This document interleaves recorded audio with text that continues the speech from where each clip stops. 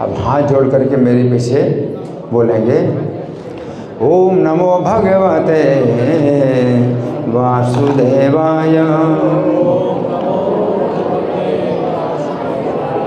ओम नमो भगवते वासुदेवाय,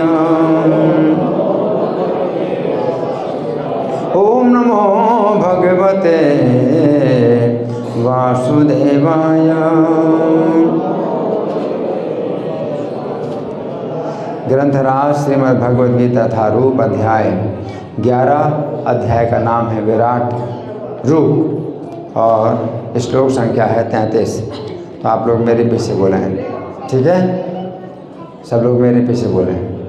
ये भगवान के शब्द हैं, बड़े सरल हैं, तो मेरे पीछे बोलिए। तस्मात् त्वमुत्तिष्ठ यशो लभस्व,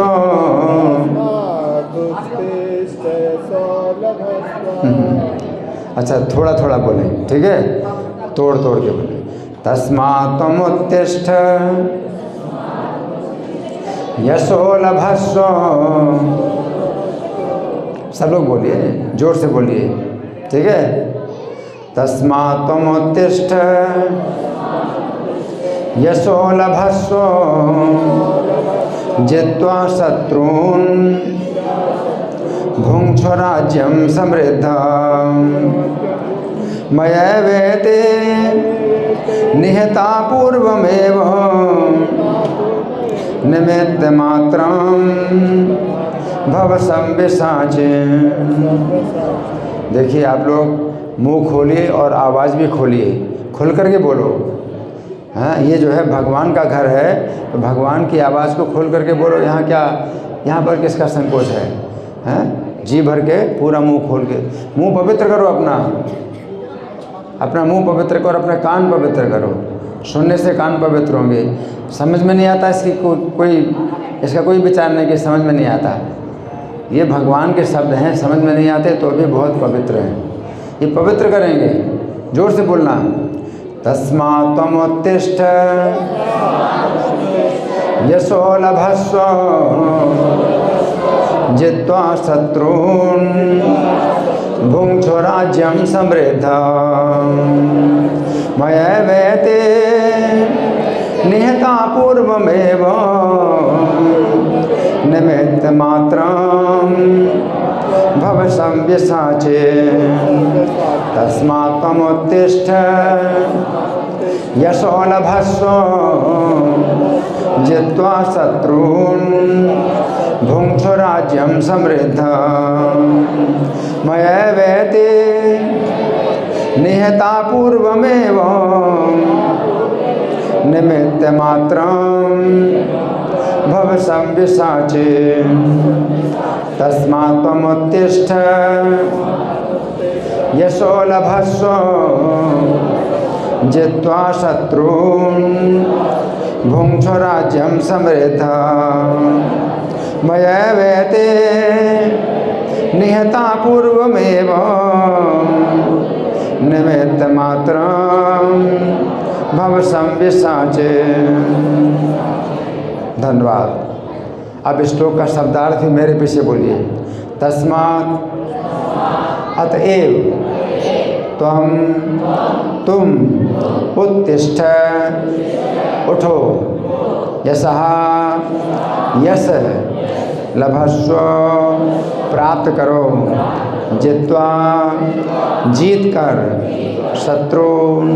शत्रुओं को भुङ्क्ष्व भोग करो, राज्यम राज्य का, समृद्धम संपन्न, मया मेरे द्वारा, एवं निश्चय ही, एते ये सब, निहताः मारे गए, पूर्वम एवं पहले ही, निमित्त मात्रम केवल कारण मात्र, भवो बनो, सव्यसाचिन हे सव्यसाची। अब अनुवाद भी इसी प्रकार से मेरे पीछे बोलिए। अतः उठो, लड़ने के लिए तैयार हो और यश अर्जित करो, अपने शत्रुओं को जीतकर संपन्न राज्य का भोग करो। ये सब मेरे द्वारा पहले ही मारे जा चुके हैं। और हे सव्यसाची, तुम तो युद्ध में केवल निमित्त मात्र हो सकते हो। तो ये जो श्लोक है हमने पाठ किया, शब्दार्थ पढ़ा और अनुवाद पढ़ा। अब तात्पर्य पढ़ने से पहले हम प्रार्थना बोलेंगे, तो जो लोग बोल सकते हैं मेरे साथ ही बोलना, यहाँ दोहराना नहीं है, मेरे साथ ही मैं गाऊंगा। ओम अज्ञानतिमिरान्धस्य ज्ञानाञ्जनशलाकया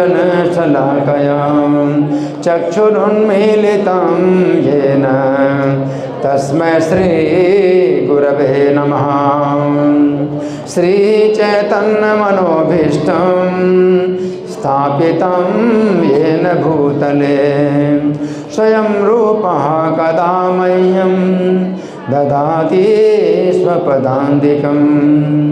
वन्देऽहं श्रीगुरो श्रीयुतपदकमलं श्रीगुरून् वैष्णवांश्च श्रीरूपं साग्रजातं सहगण रघुनाथान्वितं तं सजीवं साद्वैतं सावधूतं परिजनसहितं कृष्णचैतन्यदेवं श्रीराधा कृष्णपादां सहगण ललिता श्रीविशाखान्वितांश्च।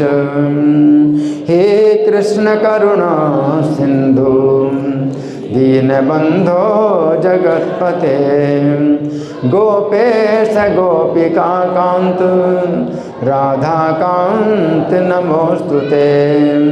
तप्त कांचन गौरांगी राधे वृंदावनेश्वरी वृषभानुसुते देवी प्रणमामि हरिप्रिये।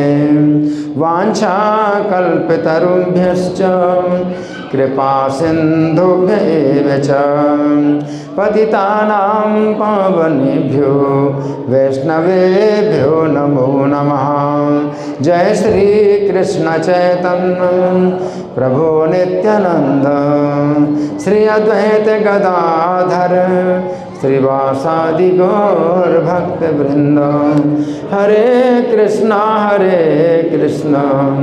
कृष्ण कृष्ण हरे हरे हरे राम राम राम हरे हरे। नमो विष्णुपादाय कृष्णप्रेष्ठाय भूतले श्रीमते भक्तिवेदांत स्वामिनिति नामिने। नमस्ते सरस्वती देवे गौरवाणी प्रचारिणे निर्विशेषा शून्यवादी पाश्चात्य देश तारिणे। श्लोक फिर से निकालेंगे और श्लोक को समझेंगे। भगवान अर्जुन से कह रहे हैं, किससे कह रहे हैं? अर्जुन से कह रहे हैं। भगवान अर्जुन से कह रहे हैं तस्मात् त्वमुत्तिष्ठ है, इसलिए तुम खड़े हो जाओ।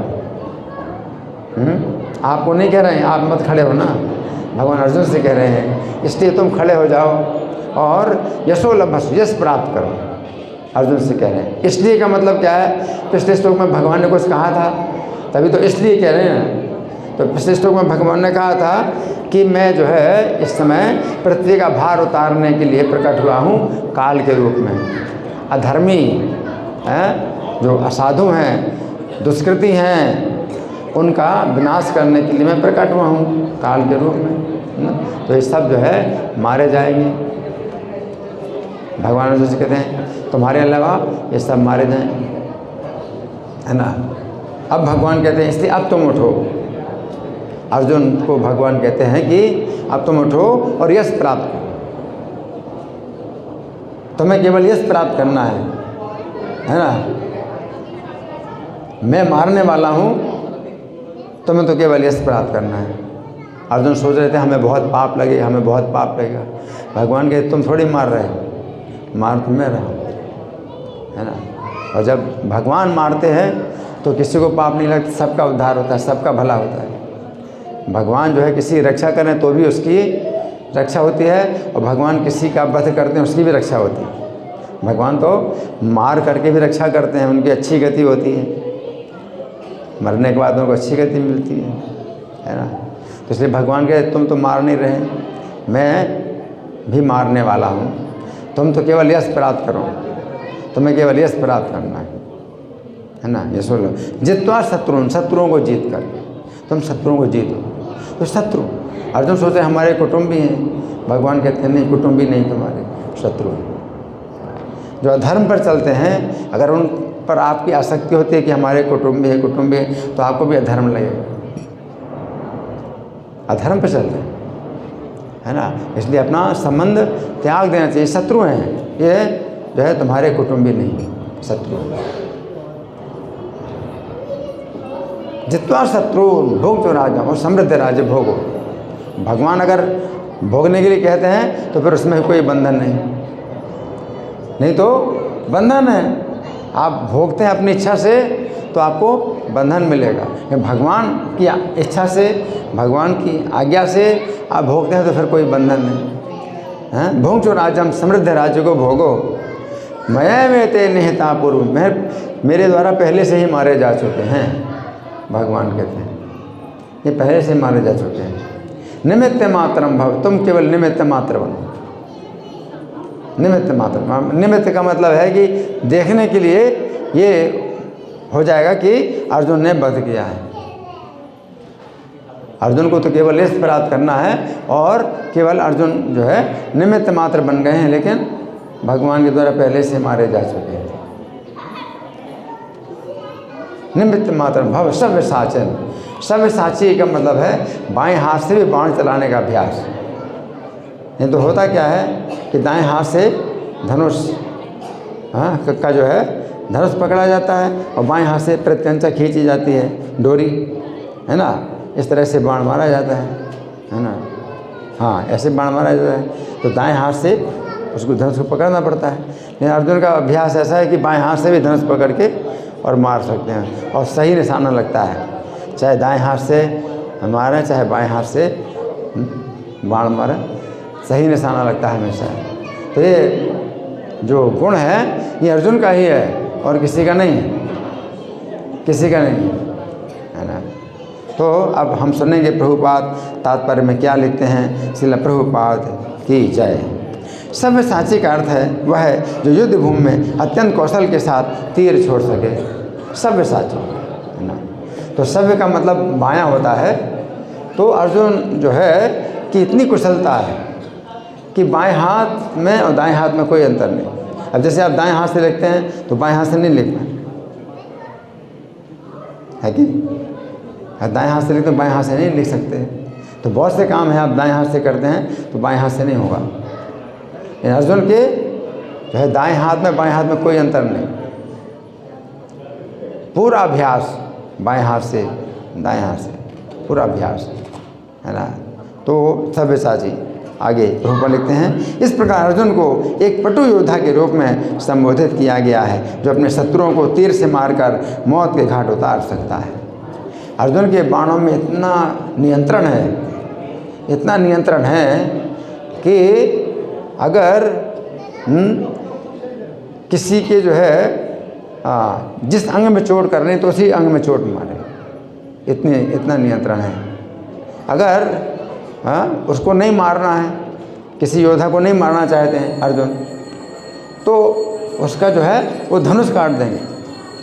और उसके हाथ में धनुष है तो हाथ में चोट नहीं लगी तो धनुष काट देंगे, या उसकी डोरी काट देंगे।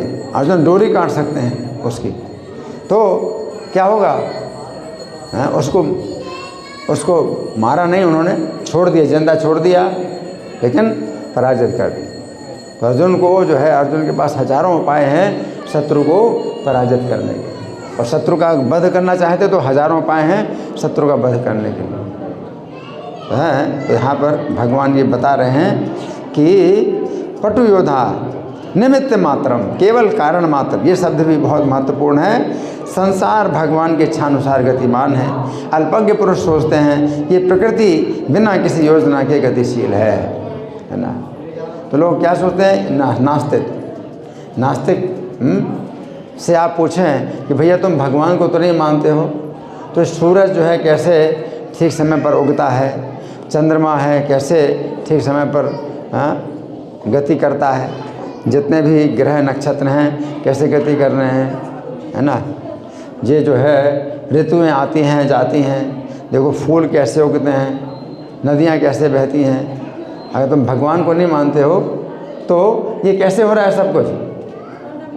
क्या तुम कर रहे हो, तुम्हारे बाप कर रहे हैं, कौन कर रहा है सब, है ना। तो वो क्या कहते हैं, प्रकृति, नेचर कर रही सब कुछ, प्रकृति सब कुछ कर रही है। तो प्रभुपाद जो है तुरंत प्रश्न पूछते हैं कि प्रकृति की तुम बात करते हो तो किसकी प्रकृति है वो?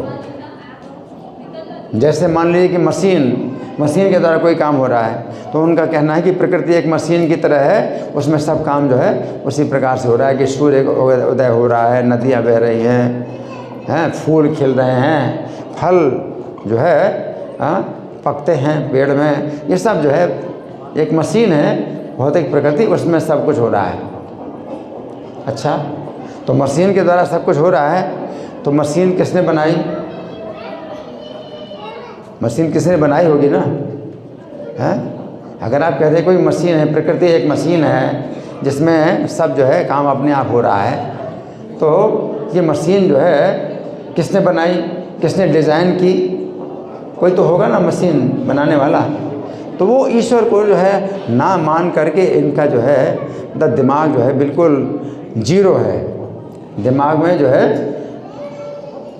बिल्कुल जीरो है उनका दिमाग, कि मशीन की बात करते हैं।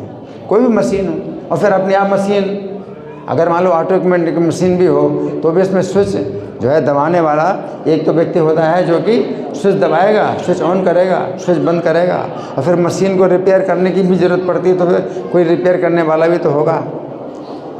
तो कितने लोग होते हैं जो मशीन से जुड़े होते हैं, कि मशीन की बात करती है, प्रकृति अपने आप जो है सब काम करती है। तो यहाँ प्रभुपाद क्या लिख रहे हैं? अल्पज्ञ पुरुष सोचते हैं कि ये प्रकृति बिना किसी योजना के गतिशील है। कैसे हो सकता है? कोई मशीन अगर बनाई जाती तो योजना पहले बनाई जाती, भाई किस काम के लिए हम मशीन बना रहे हैं। कोई भी मशीन बनती है, जैसे ये मशीन है, तो पहले सोचा कि भाई हमें एक ऐसी चीज़ चाहिए जिसके द्वारा हम आवाज़ को बढ़ा सकें। तो मैं जो बोलता हूँ तो उसमें आवाज़ और बढ़ जाती है ना। तो आवाज़ को बढ़ाने वाली एक हमको मशीन चाहिए। तो पहले योजना होती है कि आपको ये काम करना है, तब उसके हिसाब से मशीन बनाई जाती है ना।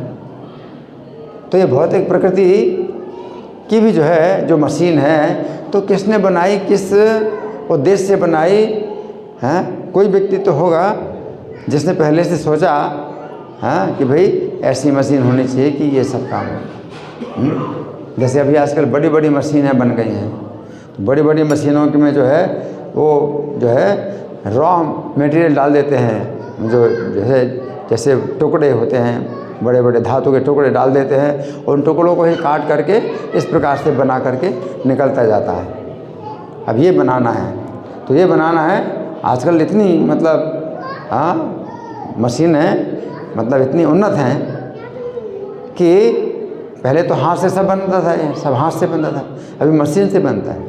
तो मशीन से क्या है कि ये जो है करताल ये चीज़ है, तो उसको जो है क्या है, इसके टुकड़े, धातु के टुकड़े उसमें डाल देते हैं, और वो टुकड़ों को जो है काट करके मशीन के अंदर से इधर काटे, फिर उसको फिनिश करे, और इसमें जो धारियाँ भी हैं वो भी उसी मशीन के अंदर बनेगी, धारियाँ भी बनेगी, है ना। ये सब जो है जितना गड्ढा है इतना गड्ढा सब बनेगा, है ना। और फिर जब निकलेगा तो ये पूरा बना बनाया निकलेगा। आजकल ऐसी मशीनें हैं, और भी मशीनें हैं। आटा है तो आटा डाल दो, पानी डाल दो, वो आटा और सान देगी मशीन। अभी तो कितना टाइम लगता है मारने में, आटा मारने में, तो मशीन में जो है आटा और पानी डाल देते हैं, वो पूरा उसको जो है सान करके तैयार कर देती है। फिर उसको जो है आप डालते हैं दूसरी मशीन में, तो जो है वो सब चलती जाती है और उसमें जो है चपाती बनी बनाई निकल जाती है, बिल्कुल फूली फूली चपाती फूली बन करके निकलती जाती है। तो आजकल की ऐसी मशीनें हैं, तो ठीक है भौतिक प्रकृति में मशीन है, लेकिन अब चपाती बनाने की मशीन है, तो किसी ने अपना दिमाग कितना लगाया होगा, कितना सोचा होगा, तब वो जो है मशीन बनी, चपाती बनाने की मशीन बनी। तो ये जो भौतिक प्रकृति कितनी बड़ी मशीन है, इसके लिए कितना बड़ा जो है दिमाग होगा किसी व्यक्ति का जिसने इस प्रकृति की मशीन बनाई, जिसमें नदियाँ देखो कैसे बह रही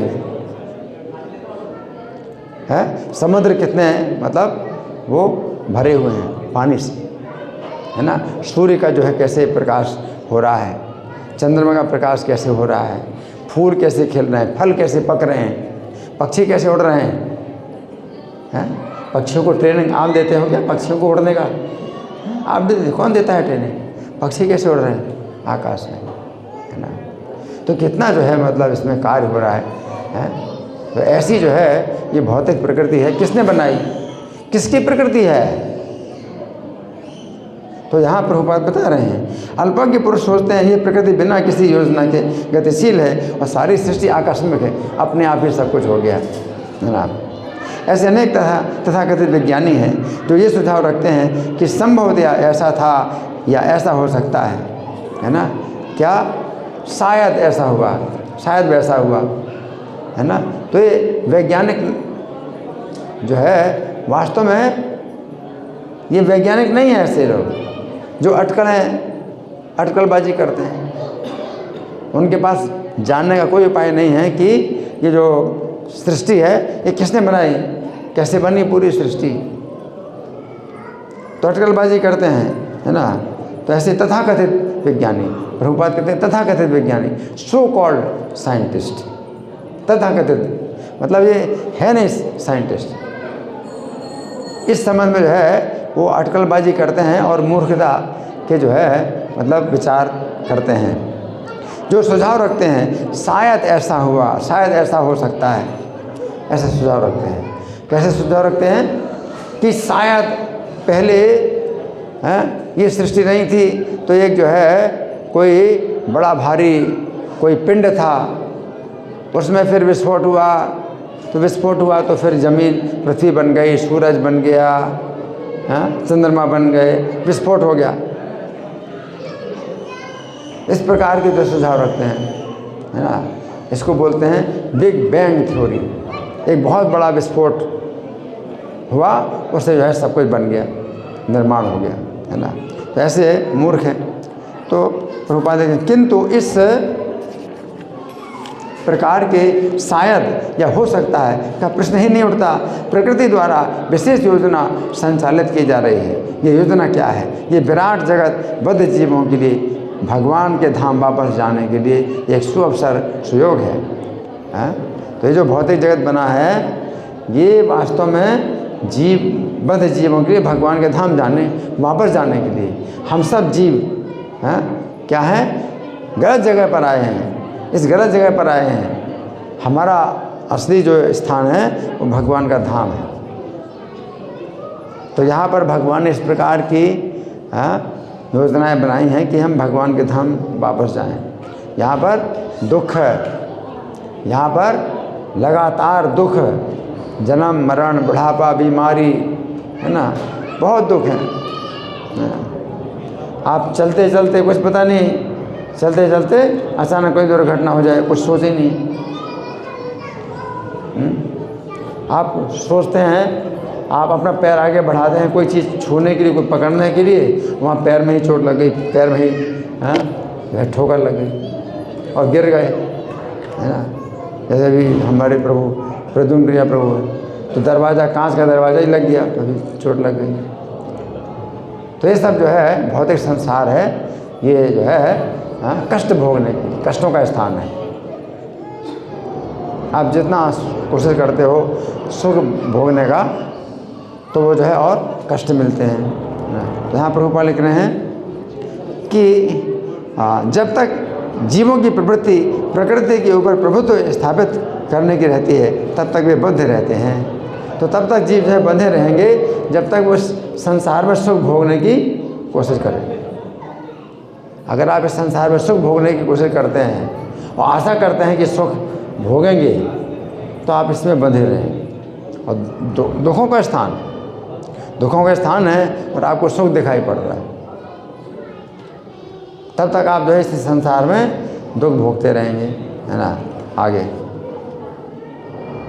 किंतु जो कोई भी परमेश्वर की इस योजना या इच्छा को समझ लेता है और कृष्ण भावनामृत का अनुशीलन करता है वो परम बुद्धिमान है। दृश्य जगत की उत्पत्ति और उसका संहार ईश्वर की परम अध्यक्षता में होता है। अब इस जगत का विनाश करने के लिए भी लोगों ने मतलब क्या क्या बड़े बड़े हथियार बनाए। ये नाभिकीय अस्त्र हैं, परमाणु अस्त्र हैं, न्यूक्लियर वीपन्स, बड़े बड़े जो है उन्होंने हथियार बनाए हैं पूरे सृष्टि का विनाश करने के लिए। लेकिन सृष्टि का विनाश जब होता है तो भगवान की इच्छा से होता है, आपकी इच्छा से और आपके प्रयासों से नहीं हो सकता। उसी प्रकार से सृष्टि की उत्पत्ति भी होती है। सृष्टि की उत्पत्ति होती है तो इसमें भगवान की इच्छा से ही सृष्टि उत्पन्न होती है।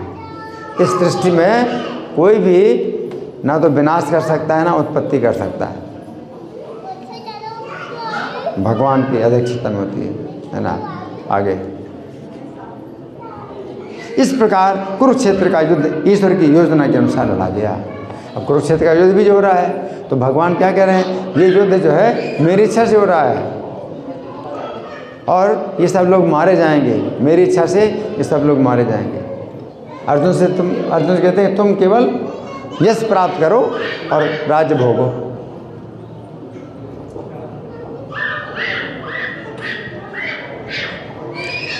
तो भगवान का जो है मतलब पूरा नियंत्रण है। जिसकी रक्षा करना चाहते हैं उसकी रक्षा होती है, और जिसको मारना चाहते हैं उसको मरना ही पड़ेगा। भगवान जो है मतलब इतना उनका नियंत्रण है, कंट्रोल है कि जिसको वो मारना चाहते हैं उससे कोई नहीं बचा सकता, है ना। तो यहाँ भगवान ऐसा कह रहे हैं। तो प्रभुपाद लिख रहे हैं, अर्जुन युद्ध करने से मना कर रहे थे किंतु उन्हें बताया गया कि परमेश्वर की इच्छा अनुसार उन्हें लड़ना होगा, तभी वे सुखी होंगे। यदि कोई कृष्ण भावनामृत से पूरित हो और उसका जीवन भगवान की दिव्य सेवा में अर्पित हो तो समझो कि वह कृतार्थ है। क्या? यदि कोई कृष्ण भावनामृत से पूरित हो, अगर आपको अपना जीवन सफल करना है तो पहला सिद्धांत क्या है, आप कृष्ण भावनामृत से पूरित रहो। यानी कृष्ण भावना कि कृष्ण की जो है हमेशा आप शरण में रहो, कृष्ण के हमेशा आप गुणों को देखो, कृष्ण की हमेशा आप महिमा को देखो। हर जगह कृष्ण की महिमा है, हर जगह कृष्ण का नियंत्रण है। हर जगह आप देखिए कि कृष्ण कैसे पालन कर रहे हैं, सब जीवों का पालन कर रहे हैं, है ना। तो अगर कृष्ण भावना में से पूरित हो और उसका जीवन भगवान की दिव्य सेवा में अर्पित हो तो ये तो कृष्ण भावनामृत, कृष्ण के गुणों का हमेशा चिंतन करो, और दूसरा कृष्ण की सेवा में समर्पित हो जाओ। कि करना भी क्या है, करना भी है। एक तो कृष्ण भावनामृत आपके मन में कृष्ण का जो है स्मरण, लेकिन साथ साथ शरीर के द्वारा भी आपको सेवा करनी है तो कृष्ण की सेवा भी करो, है ना। कृष्ण की सेवा में समर्पित हो। तो कृष्ण की सेवा क्या है? आप कहेंगे कृष्ण की हम कैसे सेवा करें?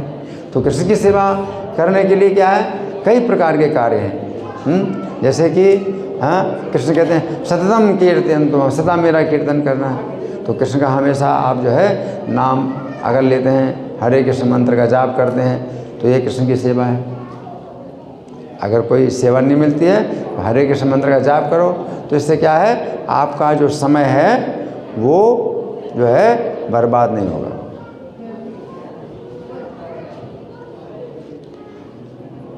तो हर समय आप जो है सेवा में लगे हैं और माया की सेवा में लगे हैं। हर समय आप माया की सेवा कर रहे हैं। आप जो है किसी प्रकार का सुख पाने का विचार करते हैं तो ये माया की सेवा है। मतलब सुख है ही नहीं, और आप सुख भोगने का प्रयास कर रहे हैं, जो कि संभव नहीं कि आप सुख भोग सकते हैं। इस संसार दुखों का स्थान है, यहाँ सुख नहीं है। तो आप क्या कर रहे हैं? किसकी सेवा कर रहे हैं? माया की सेवा कर रहे हैं। जहाँ सुख नहीं है वहाँ आपको सुख दिखाई दे रहा है, आप आशा करते हैं कि सुख मिलेगा मुझे, हैं? तो जितना प्रयास करते हैं वो माया की सेवा है। या तो माया की सेवा करो या कृष्ण की सेवा करो। और कृष्ण की सेवा किस प्रकार से होती है? कृष्ण की सेवा होती है कृष्ण को प्रसन्न करने के लिए आप कार्य करें। और कृष्ण को प्रसन्न करने के लिए क्या कार्य? सदा उनका कीर्तन करना। आप हमेशा अगर हरे कृष्ण मंत्र का जाप करते हैं तो इसमें कृष्ण की प्रसन्नता है, कृष्ण की सेवा है। तो इतना आसान है ना। तो यहाँ प्रभुपाद लिख रहे हैं कि तो समझो कि वो कृतार्थ है, तो वो कृतार्थ कृष्ण भावनामृत से पूरित हो और कृष्ण की सेवा में समर्पित हो। दो कार्य हैं। तो यहाँ प्रभुपाद का तात्पर्य समाप्त हुआ। अब हम सुनेंगे श्री भगवान ने कहा में जो व्याख्या हुई है। तो इसमें जो है जितना समय है हम थोड़ा इसमें से सुनेंगे, तो आप लोग बड़े ध्यान से सुनें। पिछले श्लोक में श्री कृष्ण ने कहा था कि अर्जुन यदि युद्ध ना करें तो भी शत्रु सेना के जितने योद्धा हैं वे नहीं बचेंगे। क्या कहा था भगवान ने अर्जुन से? क्या कहा था? कौन बताएगा? सुन रहे हैं आप लोग कि नहीं सुन रहे हैं, या खाली बैठे हैं मूर्ति की तरह? सुन रहे हैं? क्या कहा था पिछले श्लोक भगवान ने? कौन बताएगा? कौन बताएगा? कृष्ण भगवान ने कहा था कि अगर अर्जुन युद्ध ना करें तो भी सारे लोग बचेंगे। हाँ, भगवान कृष्ण ने कहा था कि अर्जुन युद्ध ना करें तो भी ये शत्रु पक्षी योद्धा मारे जाएंगे, है ना। भगवान ने कहा था, है ना। उस समय अर्जुन के मन में शंका हुई। भगवान ने जब ऐसा कहा, अर्जुन के मन में शंका हुई। अर्जुन के मन में शंका हुई कि यदि मेरे युद्ध ना करने पर भी शत्रु सेना के योद्धा नहीं रहेंगे तो फिर मुझे क्या करना चाहिए? क्या भगवान ने कहा कि तुम युद्ध नहीं करोगे तो भी मारे जाएंगे। तो अर्जुन ने अब क्या सोचा? अगर मैं युद्ध ना करूं तो फिर मैं क्या करूं? ठीक है ना। अर्जुन के मन में शंका हुई कि भगवान कह रहे हैं कि मेरे युद्ध ना करने पर भी ये शत्रु की सेना मारी जाएगी। तो अर्जुन ने क्या सोचा? अगर मेरे युद्ध ना करने पर भी ये सब शत्रु मारे जाएंगे तो मुझे क्या करना है? ठीक है ना। अर्जुन ने सोचा तो मुझे क्या करना चाहिए? मैं युद्ध करूं अथवा युद्ध ना करूं? अंतर्यामी होने के कारण श्री कृष्ण अर्जुन की शंका को समझ गए। भगवान से अर्जुन को बोलने की भी जरूरत नहीं, वो अंतर्यामी। कभी अर्जुन बोलते भी हैं, कभी अर्जुन नहीं बोलते हैं, तो भी भगवान समझ जाते हैं। अर्जुन के मन में शंका हुई, हाँ। अतः उन्होंने इस श्लोक में अर्जुन से कहा कि युद्ध करो और राज और यश की प्राप्ति करो। क्या करना है? अर्जुन सोचते क्या करना है, तो भगवान ने क्या कहा? क्या करना? युद्ध करना है और राज्य और यश की प्राप्ति, है ना। भगवान ने कहा है। तो अब भगवान जो है अर्जुन से कहते हैं, यहाँ पर श्री कृष्ण कह रहे हैं कि हे अर्जुन तुम उठो और यश प्राप्त करो। तो यहाँ पर श्री कृष्ण सबसे पहले शब्द का प्रयोग करते हैं तस्मात् शब्द का अर्थ है इसलिए शब्द का प्रयोग इस समय किया जाता है जिसमें पहले कही हुई बात से कोई निष्कर्ष निकाला जाता है।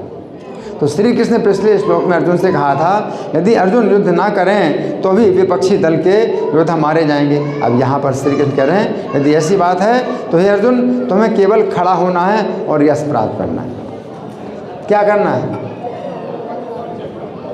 तुम्हें केवल खड़ा होना है और यश प्राप्त करना है। खड़े हो जाओ, मत खड़े होना, मैं नहीं, आपको नहीं कह रहा, भगवान अर्जुन से कह रहे हैं खड़े हो जाओ। इसलिए खड़े हो जाओ, है ना।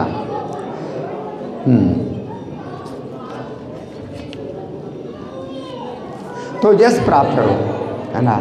यहाँ पर श्री कृष्ण कह रहे हैं कि हे अर्जुन तुम खड़े हो जाओ और यश प्राप्त करो। तो चैतन्य चरितामृत मध्य लीला के अंतर्गत अध्याय संख्या 8 में वर्णन आता है कि श्री चैतन्य ने जिस समय रामानंद राय से पूछा, किसने पूछा?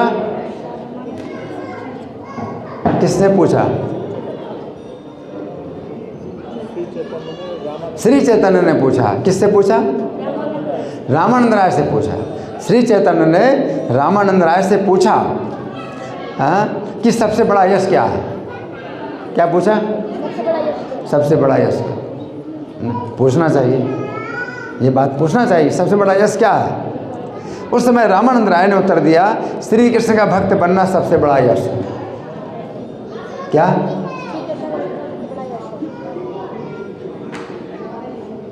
रामानंद राय उत्तर दिया, श्री कृष्ण का भक्त बनना सबसे बड़ा यश है ना। तो उसमें प्रभुपाद लिखते हैं तात्पर्य में, श्री कृष्ण का भक्त बनना और कृष्ण भावनामृत में कार्य करना ही किसी जीव के लिए सर्वोच्च यश प्राप्त करना है। जैसे प्रभुपाद का यश कितना फैल रहा है, तो उन्होंने क्या किया है ना, उन्होंने यही किया, श्री कृष्ण का भक्त बनना और कृष्ण भावनामृत में कार्य करना, यही किया उन्होंने। और कितना बड़ा यश प्राप्त हुआ उनको। पूरी दुनिया में इनकी जो है मूर्ति है, पूजा हो रही है इनकी पूरी दुनिया में, और पूरी दुनिया में और विश्व की तमाम भाषाओं में इनकी पुस्तकें छप रही हैं और बट रही हैं, और लोग पढ़ते जा रहे हैं, पढ़ते जा रहे हैं, पढ़ते जा रहे हैं, और फैलता जा रहा है, इनका यश फैलता जा रहा है पुस्तक के रूप में। हाँ, तीनों लोकों में, और इस पृथ्वी में यश फैल रहा है, लेकिन ऊपर के लोकों में भी उन प्रभुपाद का यश फैल रहा है। वैकुंठ में भी भगवान जो है स्वयं अपने भक्तों का गुणगान अपने मुंह से करते हैं। वैकुंठ में भगवान जो है अपने भक्तों का गुणगान अपने मुंह से करते हैं, है ना। तो इस भौतिक जगत में हर व्यक्ति प्रचुर भौतिक संपत्ति एकत्र करके अथवा बैंकों में पैसा जमा करके यश प्राप्त करना चाहता है।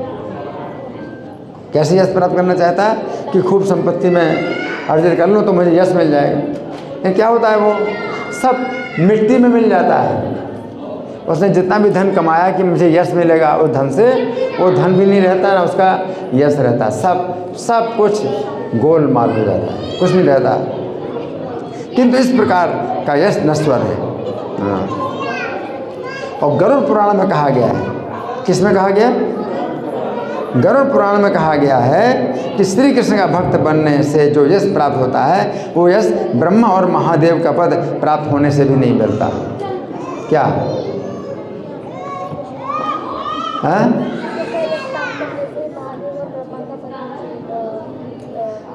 श्री कृष्ण का भक्त बनने से जो यश प्राप्त होता है, वो यश ब्रह्मा और महादेव का पद प्राप्त होने से भी नहीं प्राप्त होता। श्री कृष्ण का भक्त, इतनी बड़ी बात है। फिर भगवान क्या कहते हैं कि जित्वा शत्रुन, शत्रुओं को जीतो, शत्रुओं को जीतो। कौन शत्रु हैं? अर्जुन सोच रहे हैं हमारे कुटुंबी हैं, हम तो इनके लिए जो है राज्य प्राप्त करना चाहते हैं, इनके लिए हम राज्य पाना चाहते हैं, इनके लिए हम भोग प्राप्त हम पाना चाहते हैं, इनके लिए। और भगवान क्या कहते हैं? नहीं, इनके लिए नहीं, तुम राज्य प्राप्त करना है, इनके लिए भोग नहीं प्राप्त, इनको राज्य नहीं देना, इनको भोग नहीं देना है, तुम राज्य भोगो, तुम यश भोगो, है ना। तो भगवान कहते हैं, है ना, तुम शत्रुओं को जीतो। यहाँ पर समझने की बात यह है, अर्जुन मोह के कारण जिन लोगों को अपना शत्रु नहीं समझ रहे हैं, बल्कि उन्हें अपना कुटुंबी समझ रहे हैं, उन्हें श्री कृष्ण शत्रु कह रहे हैं। क्या कह रहे हैं? शत्रु हैं। यहाँ पर श्री कृष्ण का अर्जुन के लिए ये संकेत है कि हे अर्जुन, तुम मोह के कारण जिन्हें अपना शत्रु न समझकर अपना कुटुंबी समझ रहे हो, वे वास्तव में तुम्हारे शत्रु हैं, तुम्हारे शत्रु हैं, है ना। अब ऐसे लगता है कि भाई ये ऐसी की शिक्षा कैसे दे रहे हैं, हम तो शत्रु किसी को मानते नहीं, तो बड़े महात्मा, हम तो बड़े महात्मा हैं, हम तो किसी को अपना शत्रु नहीं मानते। यहाँ तो ये शिक्षा दे रही, तुम शत्रु मानो इनको, शत्रुओं को जीतो। बहुत ऊँची शिक्षा है ना। सामान्य शिक्षा थोड़ी है। सामान्य शिक्षा ये होती है भाई, है ना, हम किसी को शत्रु नहीं मानते, हम किसी को शत्रु नहीं बनाते, ये है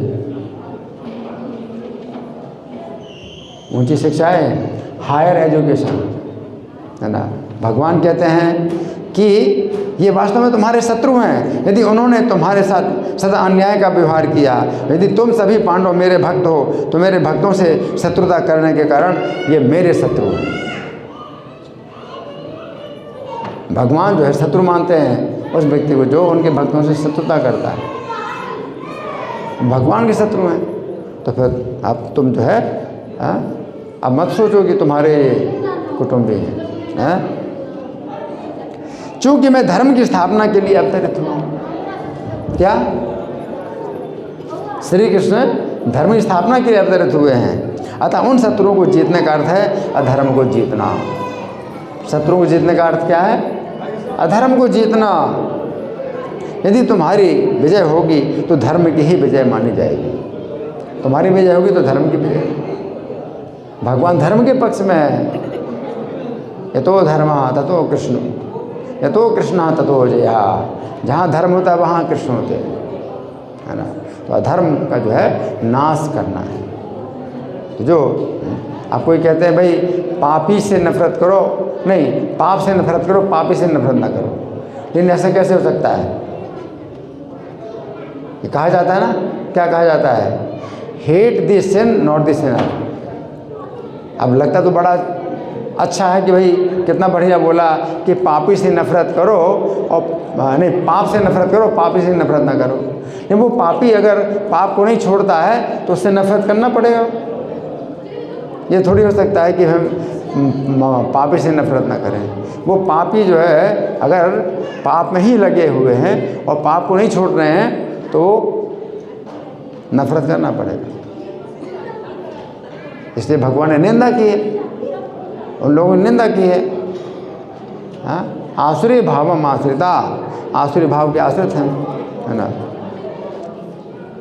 तुम समृद्ध राज्य को भोगो। भगवान ने क्या कहा? तुम समृद्ध राज्य को भोगो। सुनने की नहीं सुन रहे? हरि बोल। सुनने की नहीं सुन रहे? क्या कहा भगवान ने? क्या कहा? आप सुन नहीं रहे। यहाँ सामने बैठ करके इस तरह से करते ये बहुत बड़ा अन्याय होता है। यहाँ बैठ करके आप सुन नहीं रहे, सामने बैठ कर इधर देख रहे, उधर देख, क्या दिख रहे हैं? ये तरीका नहीं होता है ना। अगर आए हो मंदिर में बैठे हो तो सुनो।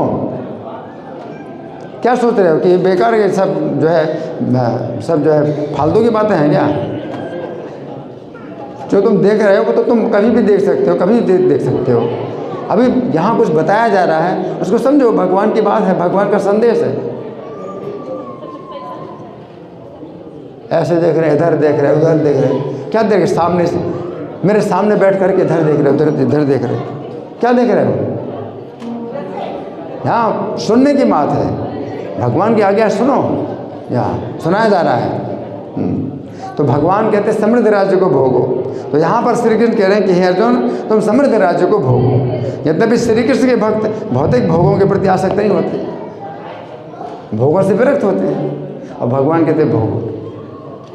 जो भक्त हैं वो भगवान से स्वतंत्र होकर के नहीं भोगना चाहते। भगवान जब आज्ञा देते हैं भोगो तो भगवान का प्रसाद है। मान लीजिए आपको अच्छा स्वादिष्ट प्रसाद मिलता है, आप कहेंगे नहीं नहीं हम तो जो है विरक्त हैं, हम ये स्वादिष्ट चीज़ें नहीं खाते, तो क्या है? अपराध है। प्रापंचिकतया बुद्धिया हरि संबंधी वस्तुना, भगवान से संबंधित वस्तुओं को जो है प्रपंच मान करके जो व्यक्ति त्याग करता है तो वो क्या है?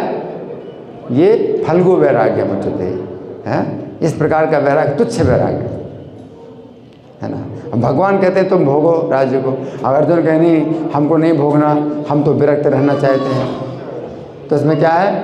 भगवान का तिरस्कार हो। जब भगवान आज्ञा दे रहे हैं तो आपको भगवान की सेवा करनी है। और भगवान की सेवा का मतलब क्या है? भगवान आज्ञा दे रहे हैं कि भोगो तो भोगो। ये भगवान की सेवा के रूप में आप भोगो। अब ये नहीं कह सकते नहीं मैं बहुत बड़ा महात्मा हूँ, मैं नहीं भोगना चाहता, मैं तो विरक्त, मैं तो त्यागना चाहता हूँ, मैं त्यागी हूँ, मैं भोगी नहीं हूँ। क्या है? अहंकार, अज्ञान। भगवान आदेश दे रहे हैं भोगो, तो वही जो है सबसे बड़ा जो है सेवा है, सबसे बड़ी जो है ये भगवान की आज्ञा है। है ना। तो यहाँ यद्यपि श्री कृष्ण के भक्त भौतिक भोगों के प्रति आसक्त नहीं होते हैं, परंतु श्री कृष्ण ऐसे ही भक्तों को भौतिक भोग प्रदान करते हैं जिनकी आसक्ति नहीं है भोगों में। अब दुर्योधन भोगने की आसक्ति है, उसको भोग नहीं मिलेगा, उसको जो है दंड मिलेगा। वो भोगना चाहता है, पांडवों को राज्य नहीं देना चाहता है, और ये पांडव हैं वो राज्य नहीं पाना चाहते हैं, वो जो है त्यागना चाहते हैं कि भगवान के दिन तुम भोगो, हाँ, और वो मारे जाएंगे और तुम भोगो। जो भोगना चाहते हैं उनको मृत्युदंड मिलेगा, और जो नहीं भोगना चाहते उनको भोग प्राप्त। भगवान कहते हैं तुम भोगो, है ना। इन भोगों के बीच में रहकर भी भक्त लोग भोगों में लिप्त नहीं होते। अब उनको बंधन नहीं होगा, भगवान की आज्ञा से भोगेंगे तो भोग में बंधन नहीं होगा। वे श्री कृष्ण की सेवा में आनंद प्राप्त करते हैं, परंतु श्री कृष्ण संसार को दिखाना चाहते हैं कि उनके भक्तों को सभी प्रकार के सुख प्राप्त होते हैं। तो भगवान चाहते हैं कि तुम दिखाओ सबको, पूरी दुनिया को दिखाओ कि जो कृष्ण के भक्त होते हैं वो कितने सुखी होते हैं, है ना। तो भगवान चाहते हैं श्री कृष्ण अपने भक्तों को भोग प्रदान कर सुख का अनुभव करते हैं, तो कृष्ण को सुख प्राप्त होता है। तो भगवान कहते हैं तुम भोगों को भोगोगे तो मुझे सुख मिलेगा, तो मेरे सुख के लिए तुम प्राप्त। तो कृष्ण की प्रसन्नता है ना। तो यहाँ पर है ना भक्तगण श्री कृष्ण को ही एकमात्र भोक्ता मानते हैं, वे अपने आप को भोक्ता नहीं मानते। ऐसी स्थिति में उन्हें जो भी भोग श्री कृष्ण के द्वारा प्राप्त होता है वो भोग वास्तव में भोग नहीं होता है, बल्कि श्री कृष्ण का प्रसाद होता है। क्या है? प्रसाद, है ना। तो जब हम प्रसाद ग्रहण करते हैं, है ना, तो उसका आस्वादन ग्रहण करते हैं, है ना, आस्वादन करते हैं, स्वाद ग्रहण करते हैं। क्या मान करके? ये भगवान ने दिया है, ये प्रसाद है ना। स्वा प्रसादन न दिलो भाई। तो कृष्ण बहुत दयालु हैं। कृष्ण बड़ा दोया मोए, कोरी मारे जेहबा जोए। जेहबा को जीतने के लिए स्व प्रसादन न दिलो भाई, अपना प्रसाद दिया है। सही अन्न अमृत पाओ, ये अन्न अमृत पाओ और राधा कृष्ण गुण गाओ, राधा कृष्ण का गुणगान करो। तो ये जो है भोग अब वास्तव में प्रसाद है। भगवान ने जो है अपनी प्रसन्नता से जो कुछ दिया है उसको आप भोगो, लेकिन वो क्या है? वास्तव में भगवान का प्रसाद है, भोग नहीं, है ना। आगे उस प्रसाद को वो भोग नहीं मानता है, बल्कि श्री कृष्ण की कृपा मानता है। जब भगवान कहते तुम भोगो, है ना, तो भोग मान करके नहीं भोगता है, वो क्या मान के भोगता है? श्री कृष्ण की कृपा, श्री कृष्ण की कृपा मानता है। यदि अर्जुन को राज्य प्राप्त होगा तो राजा के अनुसार प्रजा भी श्री कृष्ण की भक्त बनेगी, है ना। भगवान अर्जुन से कहते तुम भोगो राज्य को। अब अर्जुन अगर राजा बनेंगे तो प्रजा भी भक्त बनेगी, यथा राजा तथा प्रजा। तो भगवान सबको भक्त बनाना चाहते हैं, है ना। ये स्वाभाविक है, यथा राजा तथा प्रजा, अर्थात राजा जैसा होता है प्रजा भी वैसी ही बनती है। श्री कृष्ण चाहते हैं कि संपूर्ण पृथ्वी पर उनके भक्तों का ही शासन हो, इस कारण भक्ति का प्रचार स्वतः होता है। अगर भक्त लोग राजा बनेंगे, शासक बनेंगे, तो भक्ति का प्रचार अपने आप होगा, कुछ बोलने की जरूरत नहीं है। पूरी प्रजा कहेगी राजा साहब ऐसे हैं, तो फिर क्या बात है ना। अब जैसे मोदी जी हैं, है ना, तो राम मंदिर का जो है स्थापना कर दी, तो कितनी प्रजा जो है सब मान रही है कि कितना बड़ा काम। तो ये मतलब क्या है कि कोई मतलब अगर श्रेष्ठ व्यक्ति है, प्रशासक है, अधिकारी है, वो अगर जो है मतलब प्रमाणित करता है कि भाई ये काम जो है मैं कर रहा हूँ, है ना, सब कुछ सब लोग को करना चाहिए, सब लोग जो है मतलब स्वीकार। इससे अपने आप प्रचार होता है। अब हम लोग लोगों को भक्त बना रहे हैं, है ना, हम लोग लोगों को भक्त बना रहे हैं, तो लेकिन मोदी अगर भक्त बन गए तो फिर अपने आप ही लोग भक्त बनेंगे। हमें अपनी शक्ति लगानी पड़ रही है भक्त बनाने में, अगर मोदी भक्त बन जाएं, वो माला जप करने लगे, है ना, तो फिर देखो सब लोग माला जप कर, तो अपने आप प्रचार होगा।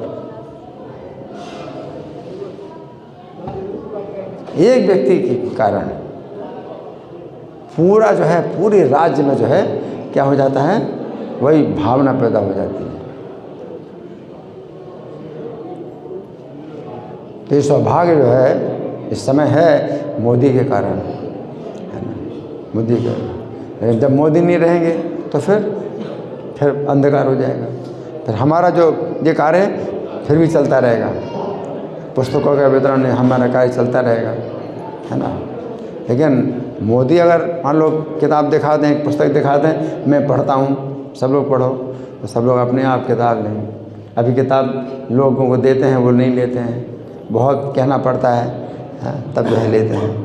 लेकिन मोदी अगर किताब ले लें और पढ़ें, सबको किताब लेना चाहिए, सबको पढ़ना चाहिए, तो क्या होगा, सब लोग मांगेंगे, हैं हमें दो, हमें दो, हमें दो। हमें किताब जो है उनके पास जाने की ज़रूरत नहीं पड़ेगी, किताब लेने आएंगे यहाँ। ये चीज़ जो है मतलब होती है। भगवान अर्जुन को कह रहे हैं कि तुम जो है राज्य भोगो। तो वास्तव में राज्य क्या भोगना है, वो राज्य भोगेंगे तो क्या होगा कि पूरी प्रजा जो है अर्जुन की तरह भक्त बने। तो यहाँ पर श्री कृष्ण अर्जुन से कह रहे हैं कि हे अर्जुन, तुम समृद्ध राज्य को भोगो। तो यहाँ पर श्री कृष्ण का आदेश है कि तो यहाँ पर श्री कृष्ण का आदेश है। यदि अर्जुन कहते हैं कि हे श्री कृष्ण, मैं भोगों को भोगना नहीं चाहता हूँ, मैं तो भोगों से विरक्त हूँ, तो ऐसी स्थिति में अर्जुन का ये अहंकार माना जाएगा। क्या है ये अहंकार? क्या अहंकार? कि मैं विरक्त हूँ, मैं भोगों को नहीं भोगना चाहता। भगवान कह रहे हैं भोग, है ना, तो ये अहंकार है। तो गीता 18:59 में श्री कृष्ण अर्जुन से कहते हैं कि हे अर्जुन, यदि तुम अहंकार के कारण सोचते हो कि तुम युद्ध नहीं करना चाहते हो। अर्जुन ने कहा कि मैं युद्ध नहीं करना चाहता हूँ। भगवान के तुम्हारा अहंकार है ये। आप समझ रहे? हर कोई सोचता भाई अर्जुन तो बहुत महात्मा है, युद्ध नहीं करना चाहते। भगवान कहते हैं कि तुम्हारा अहंकार है कि तुम युद्ध नहीं करना चाहते हो, हैं। यदि तुम अहंकार के कारण सोचते हो कि तुम युद्ध नहीं करना चाहते हो, तो तुम्हारा विचार मिथ्या है। इसका अर्थ है कि यदि हम श्री कृष्ण के द्वारा दिए हुए प्रसाद को नहीं भोगना चाहते हैं, तो हमारा मिथ्या अहंकार है। युक्त वैराग्य का अर्थ है कि श्री कृष्ण के संबंध में जो भी वस्तुएं हैं उन्हें स्वीकार किया जाए, उन्हें श्री कृष्ण की सेवा में लगाया जाए।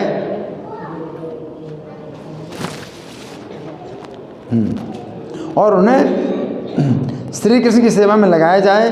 परंतु यदि व्यक्ति श्री कृष्ण के द्वारा दिए हुए प्रसाद को प्रपंच मानकर त्यागता है, तो उसका ये वैराग्य मिथ्या माना जाता है, मिथ्या वैराग्य।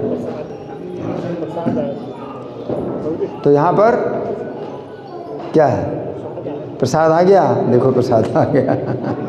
यहाँ पर श्री कृष्ण कह रहे हैं कि हे अर्जुन, तुम समृद्ध राज्य का भोग करो। तो भागवत के प्रथम स्कंद के अंतर्गत अध्याय संख्या 9 में वर्णन आता है कि जिस समय भीष्मदेव बाणों की सैया पर पड़े थे, कौन पड़े थे बाणों की सैया पर? भीष्मदेव बाणों की सैया पर पड़े थे। और जिस समय उन्होंने देखा कि पांचों पांडव राज्य के अधिकार को प्राप्त कर चुके हैं, उस समय भी अत्यंत संतुष्ट हुए। तो बाणों की सैया में पड़े हुए भी बहुत संतुष्ट हो रहे हैं, पांडवों को राज्य मिल गया। भीष्मदेव संतुष्ट हो रहे हैं और बोले अत्यंत प्रसन्नता की बात है, अनेक कष्टों को भोगने के बाद भी अंत में तुम लोगों को राज्य का अधिकार प्राप्त हो गया। क्योंकि अपने बाणों की सैया में पड़े हैं और संतुष्ट हो रहे हैं, पांडवों को राजा देख करके। तुम लोग जिस प्रकार श्री कृष्ण के भक्त हो, उस प्रकार तुम लोगों को कष्ट नहीं प्राप्त होने चाहिए थे, परंतु श्री कृष्ण की योजना को कोई भी नहीं जान सकता है। अब तुम लोग श्री कृष्ण की योजना को स्वीकार करो और राज्य का पालन करो, है ना। तो इस श्लोक की व्याख्या तो और भी है ना, तो अभी हमारे पास समय नहीं है ना। तो अभी कोई प्रश्न है, कोई चर्चा है, जो कुछ है अभी तक बातें हुई हैं उन विषय में कोई चर्चा है, या मैं प्रश्न करूं? मैं प्रश्न करूं? आपका प्रश्न है, मैं प्रश्न करूं?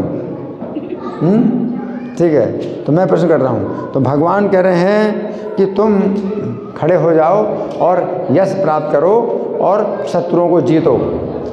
तो भगवान ने कहा कि शत्रुओं को जीतो, है ना। तो अर्जुन तो सोच रहे हैं कि नहीं ये हमारे कुटुंबी हैं, है ना, और मैं जो है अपने कुटुंबियों की हत्या नहीं करना चाहता, है ना। तो अगर अर्जुन ऐसा सोचते हैं तो फिर इसको कैसे समझें। भगवान कह रहे नहीं ये शत्रु हैं। अर्जुन सोच रहे नहीं हमारे कुटुंबी, हमारे जो है आचार्य हैं, पिता हैं, पितामह हैं, दादा हैं, मामा हैं। अब इसको कैसे समझें। भगवान कह रहे हैं ये शत्रु है तुम्हारे। क्या उत्तर है। भगवान शत्रु बता रहे हैं, क्यों। अर्जुन कह रहे हैं हमारे दादा हैं, चाचा हैं, मामा हैं, भतीजे हैं, सब हैं। और भगवान हाँ जी क्योंकि वो अधर्म के साथ। धन्यवाद, हरि बोल हरि बोल हरि बोल। क्योंकि वे धर्म चल रहे हैं, वो धर्म की हानि कर रहे हैं धर्म की हानि कर रहे हैं। धर्म की हानि कर रहे हैं। तो ये बच्चा सबसे आगे है, धर्म की हानि कर रहे हैं। और भगवान धर्म की स्थापना करने के लिए आए। इसलिए भगवान अर्जुन से कहते हैं तुम्हारे शत्रु हैं ये। हाँ, मेरे कार्य में ये जो है मेरे कार्य को नष्ट कर रहे हैं। धर्म सेतु है, भव सागर को पार करने की धर्म सेतु है। सेतु मतलब क्या, क्या बोलेंगे। पुल, पुल है, समुद्र को पार करने का पुल है ये। हम भव सागर में पड़े हुए हैं। इसमें भगवान जो है धर्म का एक पुल बनाते हैं कि इसमें आ जाओ ऊपर। तो अगर समुद्र को पार नहीं किया तो भी आप बहुत सुरक्षित हो गए कि आप पुल के ऊपर आ गए। अब आप चलते चलते आप समुद्र को पार कर लो। तो धर्म एक पुल है और भगवान ने बनाया है, और इसको तोड़ने वाले हैं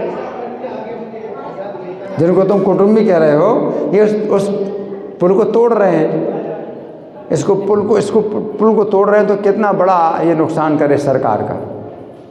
सरकार ने मान लो कोई पुल बनाया है, जमुना जी का पुल बनाया, कोई पुल बनाया, वो कोई इसको तोड़े तो सरकार का कितना नुकसान कर रहे हैं वो, और सरकार उनको कितना दंड देगी। तो भगवान भी तो है सबसे बड़े सरकार है, और वो जो है पुल बनाने के धर्म की हैं स्थापना करने के लिए आए, एक पुल बनाने के लिए आए, और ये तोड़ रहे हैं उस पुल को। तो बिना आशाय चतुष्कृताम, तो उनको जो है विनाश करने के लिए मैं आता हूँ और धर्म की स्थापना के लिए आता हूँ। जो इस धर्म को जो तोड़ रहे हैं, नष्ट कर रहे हैं, तो उनका विनाश करता हूँ और धर्म की स्थापना करता हूँ। इसलिए भगवान कहते हैं अर्जुन से कि तुम ये तुम इनको शत्रु मानो, ये तुम्हारे कुटुंबी नहीं है। धन्यवाद। ग्रंथराज श्रीमद् भगवद गीता की जय, श्रील प्रभुपाद की जय। हरे कृष्णा।